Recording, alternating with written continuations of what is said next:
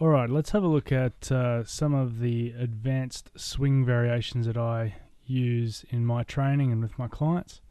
The first one here is walking swings.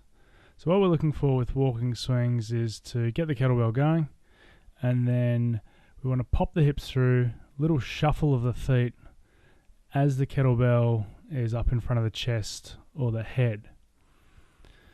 So the critical points with walking swings are that you've got to complete the swing properly first. So if you have a look here, popping the hips through, and then after I've finished that hip extension and the kettlebell's traveling up past my chest, I just shuffle the feet through, not trying to move too far each time. Now what we're going to look at here is a few of the things which people do wrong with walking swings. So in this case, not extending the hips and letting the kettlebell drag you along. A lot of the time people become so fixated on moving their feet that they forget they're meant to be doing a swing. Walking swings are a great exercise for improving your cardio, but we still want to make sure that we get that full hip extension so we get the explosive leg extension, hip extension benefits out of it. Here you'll see another problem that a lot of people have is they're rushing through the swings, so they're trying to take multiple steps. We want one little left-right or right-left shuffle with the feet for each swing, then back into the backswing and finishing off the next swing. And this last one, not immediately obvious, but another mistake people make is always stepping forward with one foot. The next variation of swings, side step swings. And what we're going to go through here is just a couple of setup drills. So what you need to get used to is squatting or doing the swing, extending the hips, and then moving the feet from side to side. So as we push out of the bottom, we're going to move one foot and then shuffle across. And again, just like the walking swings, what we're aiming for is a proper, complete swing, and then we're going to shuffle our feet while the kettlebell's sort of hanging in midair out in front of us.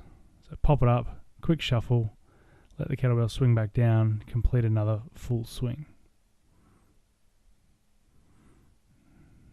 This and the walking swing are really good exercises for just adding a bit of variety to your workouts and also teaching people to move around under load. Now if we have a look at this from the side, what we should see is basically you shouldn't be able to tell the difference between this and a regular swing, except that I'm going to move a little further away and then back towards the camera. But you see the hips are still coming through, and I'm really just moving while the kettlebell is in the top part of its arc.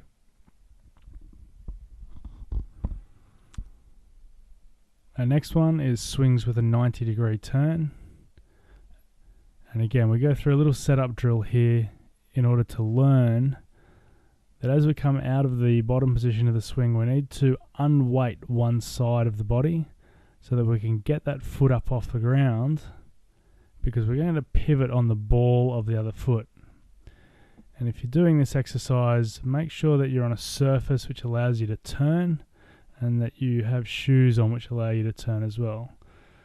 So don't try this on really rough concrete with really chunky running shoes on, because your feet will get stuck to the ground. So once we've learnt to deep squat, extend, and then pivot,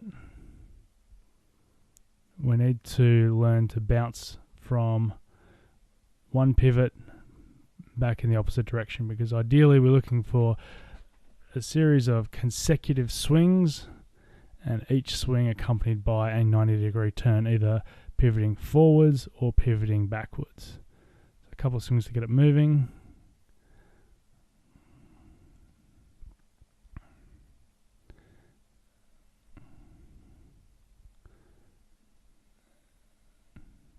And again, pivoting on that foot, driving the kettlebell up in the air.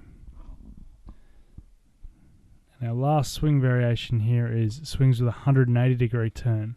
So with this one, it's very important that we really drive the kettlebell up and get it almost directly overhead, because if we leave the kettlebell just out in front of the chest, we've then got to drag that kettlebell through a big arc to get it around to 180 degrees.